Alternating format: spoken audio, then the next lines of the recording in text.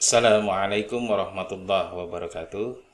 Selamat berjumpa kembali anak-anakku yang tersayang. Di sini kita akan masuk pada pertemuan yang keempat, yaitu akan membahas tentang rangkaian listrik dan sumber energi. Tetapi sebelum kita mulai pelajaran kita pada kali ini, mari kita awali bersama dengan bacaan Bismillah bersama-sama. Bismillahirrahmanirrahim. Oke. Anak-anak, langsung saja kita akan masuk pada rangkaian pertemuan yang keempat. Nanti akan kita bahas yang pertama yaitu tentang kuat arus, kemudian ada beda potensial, dan yang ketiga adalah hukum Ohm. Ya, oke. Anak-anak siap? Oke, tetap semangat. Oke, kita akan lanjutkan kita bahas yang berikutnya yaitu tentang di sini yang dimaksud dengan listrik dinamis. Kemarin kita sudah membahas di bab awal, bab pertama itu yaitu tentang listrik statis. Kalau statis kan berarti diam, tidak bisa dipindahkan. Nah, sedangkan untuk yang listrik dinamis, ini kita sebut juga dengan nama listrik mengalir. Kalau anak-anak lihat, di sini ada aliran, ya, ada aliran dari positif, ini baterai, dari positif kemudian mengalir menuju ke negatif. Ini yang dimaksud dengan listrik dinamis. Artinya, arus ini bisa kita pindahkan, ya, berbeda dengan yang listrik statis kemarin. Oke, berikutnya untuk anak-anak, standar kompetensi yang nanti akan kita pelajari yaitu memahami konsep kelistrikan dan penerapannya dalam kehidupan sehari-hari. Kemudian kompetensi dasarnya adalah menganalisis percobaan listrik dinamis dalam suatu rangkaian serta penerapannya dalam kehidupan sehari-hari. Nah, nanti ada beberapa hal yang akan kita bahas. Yang pertama ada menjelaskan konsep arus listrik, kemudian konsep hukum Ohm, kemudian ada konsep hambatan kawat pada penghantar, kemudian nilai hambatan pengganti. Di situ nanti ada seri, ada paralel, kemudian nilai kuat arus pada percabangan, kemudian menghitung nilai kuat arus pada rangkaian tertutup. Itu beberapa indikator yang akan kita pelajari. Oke, kita lanjutkan. Di sini untuk standar kompetensi lulusannya adalah menentukan besaran fisika pada berbagai bentuk rangkaian listrik. Ini yang beberapa standar yang akan kita pelajari pada saat ini. Oke, sebelum kita awali, kita berikan terlebih dahulu yang yaitu ya peta konsepnya. Ini yang akan nanti kita pelajari ada listrik dinamis. Nanti akan kita pelajari tentang arus listrik. Di situ di dalamnya juga ada yang namanya beda potensial atau tegangan. Ada juga nanti hukum Ohm di sini. Hukum Ohm akan kita pelajari. Kemudian ada hambatan jenis. Nah, di sini ada konduktivitas. Kemudian ada hukum 1 Kirchhoff. Kemudian untuk yang hukum Ohm, ini nanti ada rangkaian hambatan baik seri maupun paralel. Saya yakin anak-anak sudah memahami bagaimana konsep seri dan paralel karena dulu di SD pernah disinggung, ya, pernah diajarkan. Kemudian dari seri dan paralel akan bergabung menjadi yang namanya rangkaian listrik. Oke, itu peta konsep secara sederhana nanti materi yang akan kita pelajari. Oke anak-anak, kita akan lanjutkan, kita akan membahas yaitu tentang bagaimana menentukan arus listrik dan arus elektron. Apakah keduanya sama? Ya, kalau anak-anak lihat pada saat ini saklar kita hubungkan, maka lampu akan menyala. Nah, pertanyaannya kenapa lampu ini bisa menyala? Ya, nah lampu ini akan menyala karena di situ akan mengalir yang namanya arus listrik. Kalau kita cermati di sini, nah ini yang merah ini adalah aliran arus listrik. Di sini ada garis panjang ini menunjukkan positif, garis yang pendek menunjukkan negatif. Nah, kalau kita cermati arus listrik ini mengalir dari positif kemudian menuju yang negatif, berlawanan dengan arah elektron. Kalau anak-anak cermati arah elektron ini dia dari negatif ke positif, berarti anak-anak bisa menyimpulkan bahwa arus listrik ini adalah aliran muatan positif dari potensial tinggi ke potensial rendah. Jadi yang perlu dicermati, jadi dari tinggi ke rendah. Sedangkan kalau untuk yang arus elektron itu adalah aliran elektron dari potensial rendah ke potensial tinggi, yaitu dari negatif menuju positif. Seperti itu. Itu tentang konsep arus listrik dan arus elektron. Jadi kedua-duanya itu arahnya berlawanan. Bisa dipahami anak-anak? Oke, kita lanjutkan. Nah, berikutnya adalah kita akan menentukan syarat arus listrik itu dapat mengalir pada suatu rangkaian. Ya, di sini akan kita tunjukkan ada rangkaian terbuka. Ya, rangkaian terbuka itu berarti saklarnya tidak terhubung. Kemudian yang satunya adalah rangkaian tertutup. Kalau kita cermati, di sini lampu tidak menyala, sedangkan pada rangkaian tertutup lampunya menyala. Ya, mengapa lampu ini mati sedangkan lampu ini menyala. Nah, dari konsep arus listrik tadi, saya yakin anak-anak sudah bisa memahami pada saat ini saklar tidak ditutup, berarti rangkaian ini adalah rangkaian terbuka. Di sini saklarnya terbuka. Ya, berarti antara positif dengan negatif ini tidak nyambung, ya, tidak ada hubungan.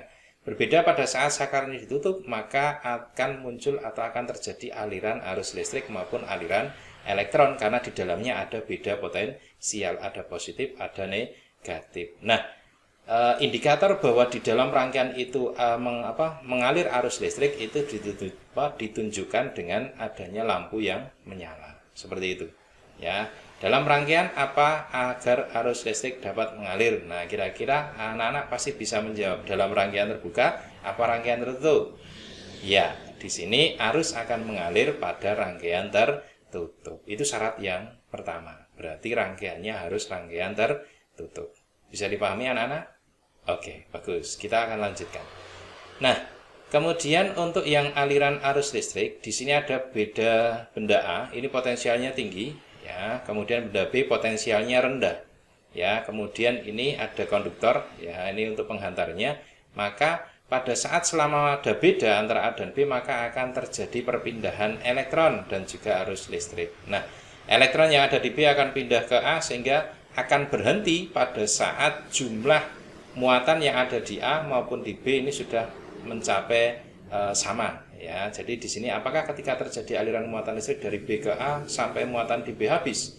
Nah, kalau kita lihat tidak, ya, tidak sampai habis karena apabila antara A dan B ini sudah sama, maka tidak akan ada lagi perpindahan muatan atau aliran muatan. Seperti itu.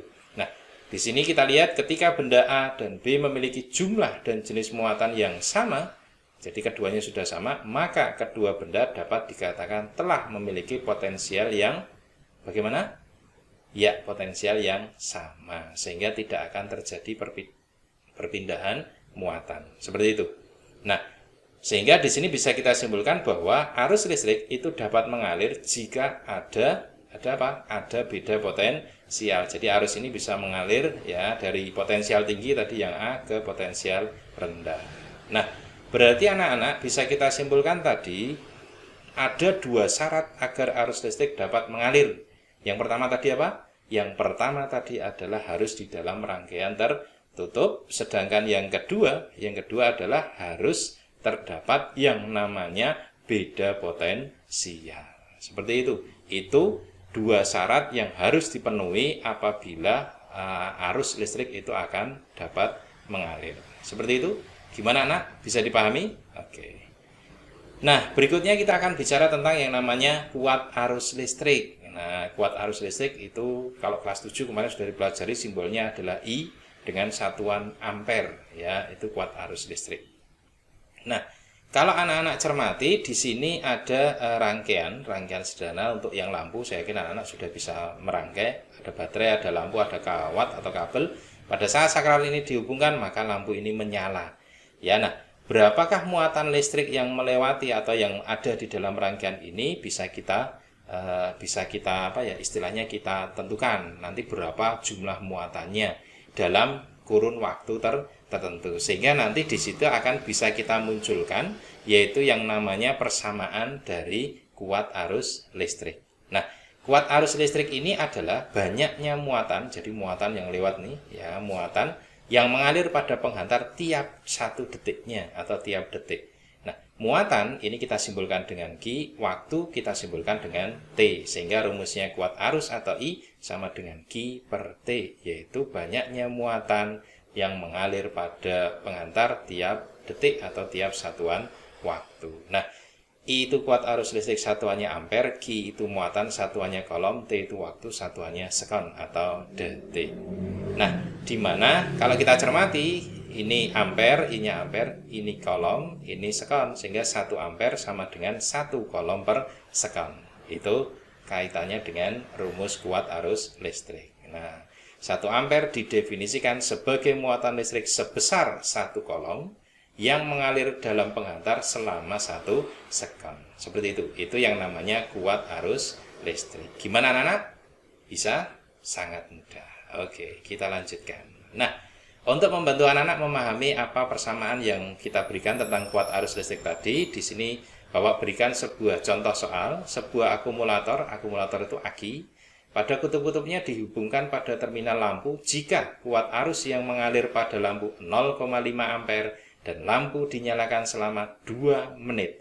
Berapakah muatan listrik yang telah melewati lampu tersebut? Nah, hati-hati anak-anak, di sini yang dicari adalah berapakah muatannya. Ini arusnya ada 0,5 dan waktunya 2 menit. Hati-hati, waktu masih menit, berarti harus dirubah ke apa?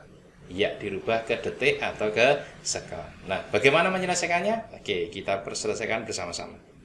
Kita lihat di sini yang diketahui apa aja anak-anak. Yang pertama adalah I atau kuat arus 0,5 ampere. Terus apa lagi? Ya, waktunya 2 menit, berarti 2 dikali 60 sekon, hasilnya adalah 120 sekon. Nah, yang ditanya adalah di sini adalah Q ya. Nah, kalau kita lihat Q itu adalah persamanya tadi adalah I dikali T ya. Kalau itu kan Q per T, berarti kalau mencari Q adalah I kali T. Nah, arusnya 0,5 ampere. Nah, ini 0,5 kita masukkan ke sini, kemudian waktunya 120 sekon kita masukkan ke sini. Berapa anak-anak hasilnya?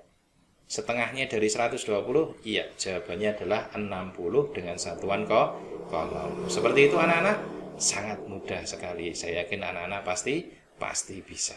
Oke, gimana anak-anak? Kita lanjutkan. Oke. Nah, bagaimana tentang pengukuran kuat arus listrik? Nah, ini kita akan gunakan yang namanya ampere meter ya. Kalau anak-anak cermati atau anak-anak lihat, nih pada saat saklar dihubungkan, maka di sini arusnya akan mengalir dan terbaca pada ampere meter. Ini ditunjukkan lampunya menyala. Ya, kalau dalam rangkaian seperti ini ada ampere meter, ini dipasangnya harus dipasang secara seri. Apa itu seri? Seri itu adalah tidak terjadi percabangan. Nah, ampere meter adalah alat yang digunakan untuk mengukur kuat arus listrik. Ini menggunakan alatnya seperti ini. Nah, bagaimana pemasangannya? Pemasangannya dalam rangkaian listrik disusun secara seri. Jadi tidak ada cabang sama sekali. Ini masih dalam jalur yang sama, jadi tidak ada cabang di dalamnya. Seperti itu. Ini tentang bagaimana cara memasangnya. Ini ada kabelnya, ya kabelnya ada yang ke positif dan ada yang ke negatif. Ini yang kabel biru, ini yang kabel merahnya untuk batas ukurnya. Seperti itu pemasangannya. Oke. Nah, terus kemudian bagaimana cara membacanya anak-anak? Nah, di sini akan kita bagi untuk yang di sini ujung kanan, ini kita sebut dengan skala maksimum, ada 50, ada 100. Kemudian ada skala yang ditunjuk itu artinya ditunjuk oleh jarum yang merah ini. Nah, yang ditunjuk ini, kalau kita menggunakan yang 10, berarti ini nanti ada urutannya adalah setiap stripnya 1, karena ini 10, ini 20. Tapi kalau kita menggunakan yang 20, maka setiap stripnya kita hitung 2. Ya, ini 20, berarti nanti ada 30, ada 30, kemudian ada 3. Kalau ini setiap stripnya 2, berarti 32, terus kemudian 34. Ya, sedangkan yang di sebelah kiri adalah batas ukurnya. Ada 10 ampere, ada 5 ampere, ada 1 ampere dan seterusnya. Ini adalah untuk yang nolnya ya. Nah, bagaimana cara membacanya? Tidak langsung kemudian kita baca pada skala yang ditunjuk oleh jarum, tetapi menggunakan persamaan. Nilai yang terukur itu sama dengan nilai yang ditunjuk jarum. Ini yang ditunjuk jarum. Ini adalah angka 30 ya, karena ini 20, sini 30, maka ini 34, karena di sini 40. Dibagi dengan maksimalnya, karena kita menggunakan yang bawah, maka maksimalnya adalah yang 100. 34 dibagi 100. Loh, kok dikali 1? Kenapa? Karena menggunakan batas ukur 1 ampere. Kalau nanti kita menggunakan batas ukur 5 ampere, maka di sini dikali 5. Kalau 10 ampere berarti dikali 10. Berarti 34 bagi 100 berapa anak-anak? Ya, 0,34 ampere. Itulah hasil pembacaan dari ampere meter. Seperti itu?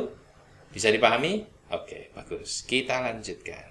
Nah, berikutnya anak-anak kita akan membahas yang namanya beda potensial listrik. Ya, beda potensial. Di sini yang A itu adalah potensialnya tinggi, yang B potensialnya rendah.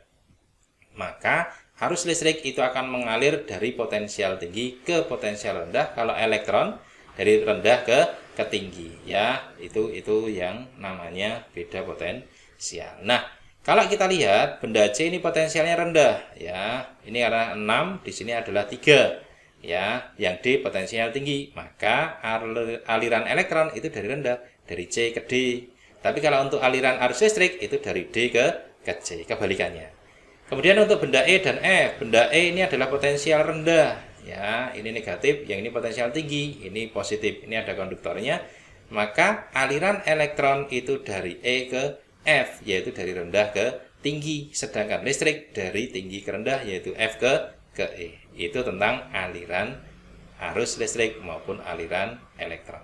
Nah, sedangkan yang tentang definisi dari beda potensial listrik itu adalah energi yang diperlukan untuk memindahkan muatan listrik tiap satuan muatan. Ya, energi simbolnya adalah W, kemudian beda potensial sering kita sebut dengan nama tegangan itu adalah V, ya. Kemudian muatan adalah Q, sama dengan yang rumus kuat arus tadi. V itu beda potensial satuannya volt, W itu energi satuannya joule, Q muatan satuannya coulomb. Nah, berarti 1 volt itu sama dengan 1 joule per coulomb, ya, berdasarkan persamaan yang ada. Sehingga pengertiannya 1 volt itu adalah didefinisikan untuk memindahkan muatan listrik sebesar 1 coulomb, ini akan memerlukan energi sebesar 1 joule. Seperti itu. Itu konsep daripada beda potensial listrik atau tegangan. Gimana anak-anak? Sangat mudah sekali. Kalian pasti bisa. Oke. Nah, untuk membantu anak-anak lebih memahami konsep persamaan yang sudah Bapak berikan, di sini akan Bapak berikan contoh. Ada sebuah baterai. Baterai ini memiliki beda potensial atau tegangan sebesar 1,5 volt. Jika baterai tersebut digunakan untuk menyalakan lampu, maka sejumlah 50 coulomb muatan listrik yang akan melewati lampu. Berarti ada muatan sebesar 50 coulomb dengan tegangan 1,5 volt. Yang menjadi pertanyaan, berapakah besar energi listrik yang dikeluarkan oleh baterai? Ya, berarti kita nyari apa, anak-anak? Ya, kita nyari W-nya atau energi listriknya. Nah, bagaimana menyelesaikannya? Oke, di sini diketahui apa yang pertama, anak-anak? Ya, tegangan atau V 1,5 volt, kemudian muatannya 50 coulomb, kemudian ditanya energinya atau W-nya. Nah, jawabannya untuk persamaan W adalah V dikali Q, berarti V-nya adalah 1,5 volt tegangannya, muatannya adalah sebesar 50 coulomb. Ini 1,5 untuk tegangannya, di sini Q-nya adalah 50 coulomb. Berarti hasilnya berapa, anak-anak? Ya, hasilnya adalah 75 joule. Gimana, anak-anak? Sangat mudah sekali. Oke, bagaimana? Lanjut? Oke, ya. Berikutnya, anak-anak, bagaimana pengukuran beda potensial? Tadi kita sudah belajar yang pengukuran kuat arus. Nah, prinsipnya sama, anak-anak. Ya, alatnya kita gunakan yang namanya voltmeter. Ini alat yang digunakan untuk mengukur beda potensial listrik atau kita sebut dengan nama tegangan. Pemasangan voltmeter dalam rangkaian listrik disusun secara paralel. Nah, paralel itu bagaimana? Paralel itu adalah membentuk cabang. Nah, di sini ada cabang, anak-anak. Ya, ada cabangnya. Jadi tidak dalam satu garis kotak ini, tapi dia membuat cabang tersendiri. Itu yang disebut dengan pemasangan secara paralel.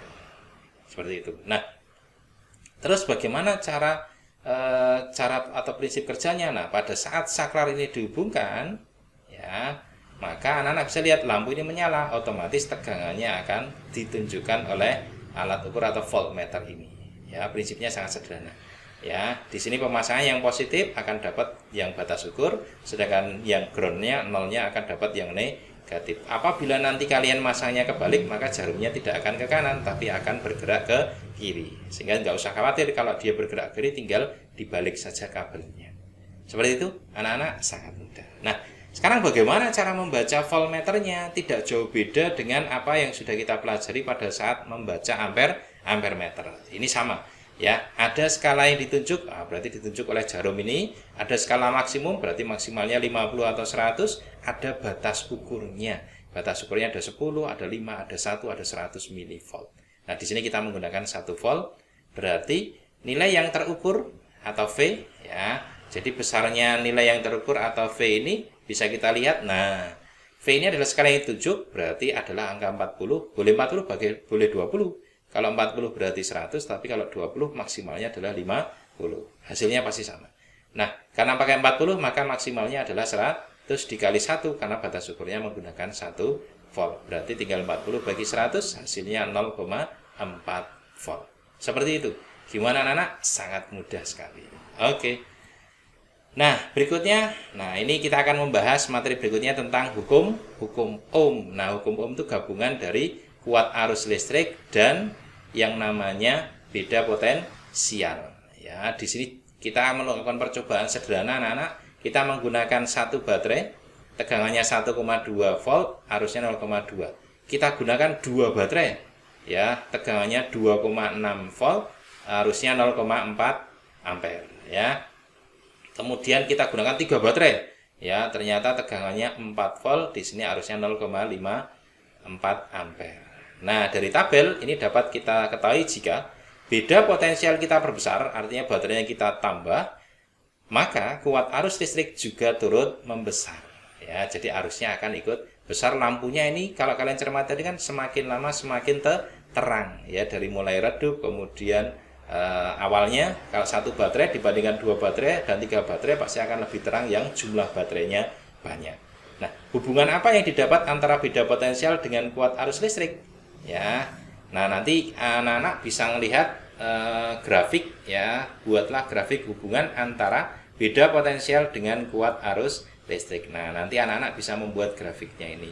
Dari grafik yang ada tegangan dengan arus, ya. Kita lihat bagaimana grafiknya. Grafik hubungan antara tegangan terhadap kuat arus, kalau kita lihat ini saat 1 ini 0,2 arusnya, saat ini sekitar 2,6 ini 0,4. Kemudian saat 4 volt di sini 0,54. Ya, di sini berarti tegangan ini sebanding dengan kuat arus. Sehingga untuk persamaan daripada hukum Ohm, V sama dengan I dikali R, atau kita singkat VIR, ya. V itu adalah beda potensial atau tegangan, satuannya adalah volt. Kemudian untuk I adalah kuat arus listrik, satuannya apa tadi? Ampere, ya. R, nah ini yang mungkin yang baru, ini hambatan. Ini simbol omega tapi kita bacanya ohm, ya, OHM tulisannya. Ya, ini bacanya ohm. Sehingga kalau mencari tegangan atau V adalah I dikali R. Dan nanti kalau nyari I berarti V bagi R, kalau nyari R berarti V bagi I. Tinggal kita bolak-balik saja. Seperti itu. Ya, ini grafiknya berarti garis miring, ya, miring semakin ke atas, ya. Jadi nilai hambatannya akan sama. Ya, seperti itu. Gimana anak-anak? Grafiknya bisa dipahami ya? Oke. Lanjut. Nah, berikutnya hubungan sekarang antara hambatan dengan kuat arus, ya, hambatannya. Jadi kalau kita buat misalnya ini ada data hambatannya 10, 20, 30. Nah, jika V dibuat tetap, misalnya tegangannya 10 semua. Nah, ini kita bagi, ya, V-nya 10. Kemudian nah, kita bagi dengan 10, kita bagi dengan 20, kita bagi dengan 30. Ini hasilnya 0,3. Terus kemudian V bagi R kita gunakan 10, kemudian dibagi 40, berarti 0,225. Kita masukkan ke sini. Nah, bagaimana grafiknya? Saat 10 nilainya arusnya 1, ya, hambatannya 10. Saat 20 berarti 0,5, saat 30 0,3, saat 40 0,225. Sehingga grafiknya adalah garis lengkung seperti ini. Ini grafik hubungan antara hambatan dengan kuat arus. Sehingga kalau kita cermati, semakin hambatannya besar, arusnya akan semakin kecil. Sehingga arus dengan hambatan berbanding terbalik. Seperti itu anak-anak. Gimana? Saya yakin anak-anak pasti bisa. Nah, sehingga untuk mencari hambatan atau R, ini bisa kita gunakan tegangan atau V dibagi dengan kuat arus atau I. Inilah konsep dasar daripada hukum Ohm. Itu persamaannya. Saya yakin anak-anak pasti bisa. Oke. Nah, anak-anak, untuk lebih memahaman kalian tentang konsep daripada kuat arus, beda potensial dan juga hukum Ohm. Nah, di sini Bapak akan memberikan tugas, ya. Tugasnya nggak usah banyak-banyak. Ya, tugasnya di sini ada berapa ya? Nah, ada 3 nomor saja, ya. Nah, tugas yang pertama ini kaitannya dengan kuat arus, yang kedua kaitannya dengan beda potensial, dan yang ketiga adalah kaitannya dengan hukum Ohm. Ya, lengkap ya. Di sini ada sebuah handphone menggunakan baterai kapasitasnya 1500 mAh, itu dibaca miliampere hour atau miliampere jam. Dengan arus listrik sebesar 0,125 ampere, hitunglah lama waktu pemakaian baterai hingga habis atau mati. Berarti nyari waktunya. Yang kedua untuk memindahkan 4,5 mikrokolom. Nah, ini mikro. Saya yakin kemarin sudah saya ajarkan mikro itu adalah 10 pangkat minus 6 atau dibagi 1 juta. Muatan listrik diperlukan energi listrik sebesar 1,8 Joule. tentukan beda potensialnya. Ya, ini nyari V-nya. Ada Q-nya, ada W-nya. Kemudian yang ketiga, bila sebuah sumber tegangan ditutup dengan sepotong kawat yang hambatannya 24 ohm, ini R pertama, menghasilkan arus 0,5 ampere, ini arus yang pertama. Hitunglah arus yang dihasilkan bila sumber tegangan tersebut ditutup dengan sepotong kawat yang hambatannya hanya 6 ohm. Jadi kalau 24 ohm itu menghasilkan arus 0,5 ampere. Lah, kalau sekarang 6 ohm akan menghasilkan arus berapa ampere. Seperti itu anak-anak, saya kira kalian pasti bisa. Nah, silakan nanti tugas ini bisa kalian kumpulkan, kalian tulis di kertas, kasih nama dan kelas. Untuk yang masih di rumah berarti bisa dikumpulkan lewat Google Classroom. Untuk yang sudah di asrama mungkin bisa langsung pakai menggunakan kertas dan dikumpulkan di madrasah. Seperti itu anak-anak, saya yakin kalian tetap semangat dalam belajarnya, ya, tetap jaga kesehatannya, ya, jangan pantang menyerah. Ya, saya yakin anak-anak pasti bisa dalam menghadapi ini semua. Oke, anak-anak. Nah, Bapak kira pertemuan kita yang keempat ini, ya, ini semoga harapan Bapak adalah bermanfaat. Ya, tetap jaga kesehatan, tetap semangat, ya, tetap semangat dalam belajarnya. Ya, insya Allah apa yang menjadi ujian kita saat ini akan bisa kita lewati bersama-sama. Oke, anak-anak, untuk hari ini cukup. Mari kita akhiri bersama pembelajaran kita pada kali ini dengan membaca tahmid bersama-sama. Alhamdulillahirabbil alamin. Oke, anak-anak, dari Bapak cukup sekian, kurang lebihnya mohon maaf. Assalamualaikum warahmatullahi wabarakatuh.